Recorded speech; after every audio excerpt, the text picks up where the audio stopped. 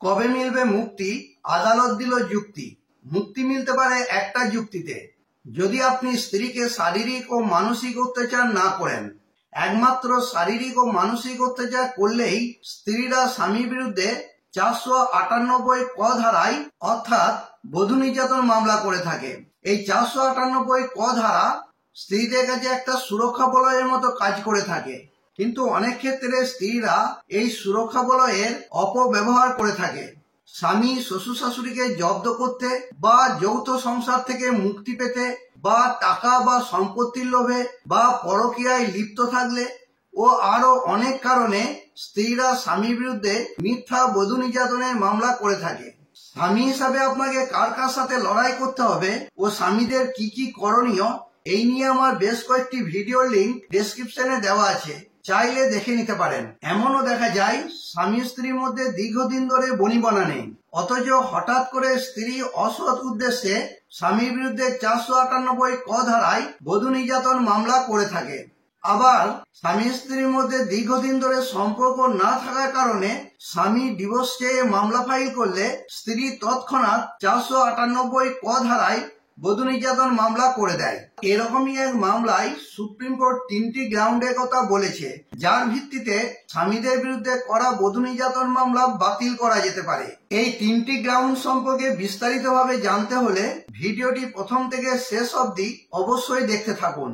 Welcome back to my YouTube channel legal help and advice Bangla. আজকের এই ভিডিওতে জানাবো সুপ্রিম কোর্ট কোন 3টি কারণ উল্লেখ করেছে যার ভিত্তিতে স্বামীর বিরুদ্ধে করা বধূ নির্যাতন মামলা অর্থাৎ 498 ক ধারায় করা মামলা বাতিল করা যেতে পারে। Channel membership.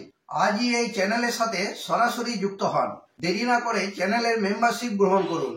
আপনার নিজের ও আপনার পরিবারের যে কোনো সমস্যার আইনি সমাধান জানাতে এই চ্যানেল সবসময়ের জন্য গুরুত্বপূর্ণ ভূমিকা পালন করবে। আমরা মেম্বারদের সমস্যা সমাধানের জন্য আলাদা ভিডিও বানিয়ে থাকি, যেগুলি কেবলমাত্র মেম্বারশিপ গ্রহণ করলেই দেখতে পাবেন। মেম্বারশিপ নিতে ভিডিওর নিচে থাকা জয়েন বাটনটি ক্লিক করুন। আজই চ্যানেলটিকে আপনার পরিবারের সদস্য বানিয়ে ফেলুন। আইনি সমস্যা সংক্রান্ত আমার আরো অনেক ভিডিও লিংক ডেসক্রিপশনে দেওয়া আছে, আপনার সমস্যা সম্পর্কিত কোনো ভিডিও থাকলে দেখে নিতে পারেন। ভিডিওটি ভালো লেগে থাকলে এটি লাইক দেবেন ও শেয়ার করবেন। চ্যানেলে নতুন হলে চ্যানেলটিকে অবশ্যই সাবস্ক্রাইব করে নেবেন। সবার আগে প্রয়োজনীয় আইনি তথ্য ও পরামর্শ পেতে পাশে থাকা বেল আইকনটি ক্লিক করে অল বাটনটি প্রেস করে দেবেন, কারণ এই চ্যানেল আপনাদের সমস্যা সমাধানের সহায়ক হিসাবে কাজ করে থাকে।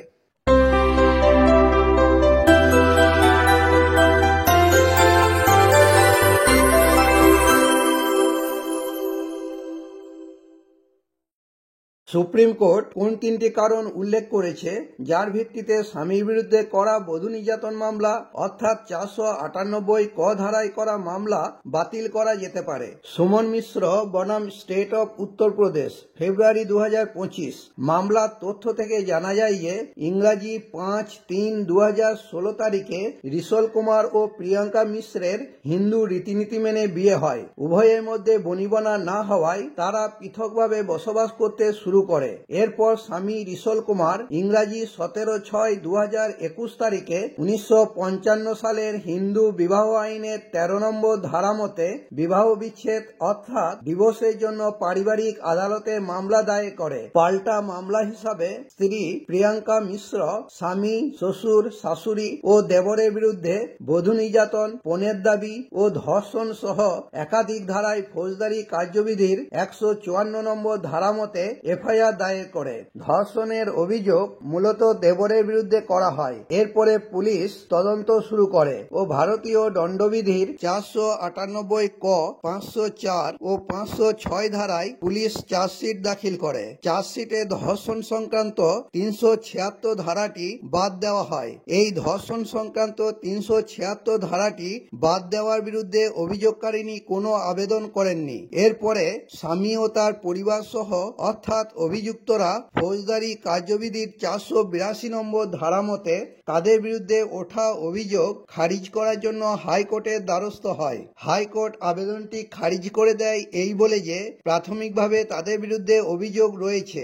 এরপর অভিযুক্তরা সুপ্রিম কোর্টে আপিল করে। আপিলকারীর আইনজীবী আদালতে জানায় যে যেহেতু স্বামী ডিভোর্স মামলা ফাইল করে তাই পাল্টা আক্রমণ হিসাবে স্ত্রী এই মামলা দায়ের করে। ডিভোর্স মামলায় স্বামী একতরফা ডিগ্রি পায় ও ডিগ্রি পাওয়ার পরে স্বামী দ্বিতীয় বিবাহ করে। এছাড়াও এফআইআর এ উল্লিখিত অভিযোগের কোনো ভিত্তি না থাকায় শুধুমাত্র পুরো পরিবারকে হয়রানি ও অপমান করার জন্য এই মামলা দায়ের করা হয়।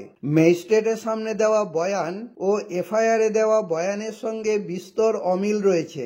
এই এফআইআর মিথ্যা ও ভুয়ো।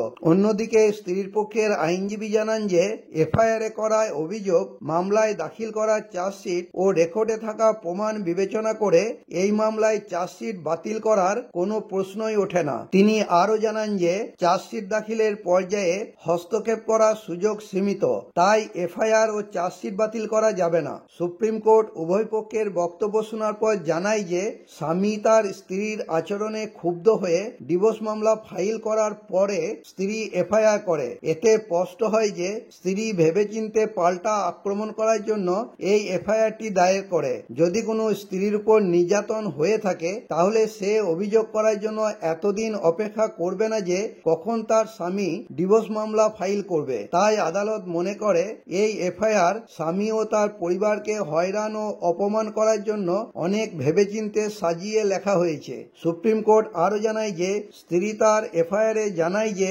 দেবর তাকে ধর্ষণ করেছে। পুলিশ তদন্তের পর জানায় যে এই অভিযোগ মিথ্যা। তাই পুলিশ চার্জশিট থেকে ধর্ষণ সংক্রান্ত ধারাটি বাদ দেওয়া সত্ত্বেও স্ত্রী এর বিরুদ্ধে কোনো আবেদন করেননি। তাই পুলিশ চার্জশিট থেকে ধর্ষণ সংক্রান্ত ধারাটি বাদ দেওয়া সত্ত্বেও স্ত্রী এর বিরুদ্ধে কোনো আবেদন করেননি। স্ত্রী আদালতকে জানাতে পারতেন যে পুলিশি তদন্তে তিনি খুশি নন। তিনি কোনো পদক্ষেপ গ্রহণ না করায় এটা স্পষ্ট হয় যে পুলিশ যে অভিযোগটিকে মিথ্যা বলেছে স্ত্রী সেটিকে সমর্থন করেছেন। তাই এফআইআরটির কিছুটা অংশ মিথ্যা, সেটা স্ত্রী হিসাবে আপনি স্বীকার করেছেন। তাই এফআইআরটি মিথ্যা ও সাজানো। স্ত্রীর অভিযোগটি হলো সার্বজনীন প্রকৃতির। বধূ নির্যাতন মামলা করতে যেসব অত্যাচারের অভিযোগ আনা হয় সেভাবেই করা হয়েছে। কোনো সুনির্দিষ্ট অভিযোগ করা হয়নি ও সময় ও তারিখ ধরে ঘটনার উল্লেখ করা হয়নি। সাধারণ প্রকৃতির অভিযোগ যেখানে ঘটনার সময় বা তারিখ উল্লেখ হয়নি সেই অভিযোগে গ্রহণযোগ্যতা নেই। এই মামলা থেকে আপনি 3টি টিপস বা গ্রাউন্ড পাবেন যেগুলি বধূ নির্যাতন অর্থাৎ 498 ক ধারায় করা মামলা বাতিল করার জন্য যখন আপিল করবেন তখন কাজে লাগাতে পারবেন।